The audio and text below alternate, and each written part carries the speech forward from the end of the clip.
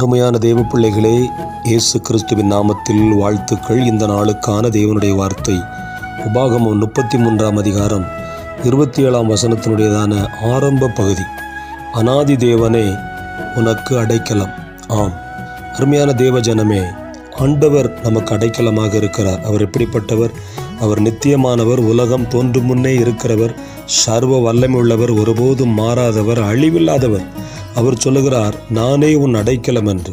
அதனால் உங்களுடைய வியாபாரத்துக்கு எதிராக, உங்கள் குடும்ப ஜீவியத்துக்கு எதிராக, உங்கள் ஊழியத்துக்கு எதிராக, உங்கள் வாழ்வின் எல்லை எங்கும் உங்களுக்கு விரோதமாக எழும்புகிற சத்துருவின் கிரியைகள், உலகத்தின் தீமைகள், எந்த ஒரு தீய செயல்களும் உங்களை அணுகவே முடியாது. ஆண்டவர் நமக்கு அடைக்கலமாக இருக்கிறார்.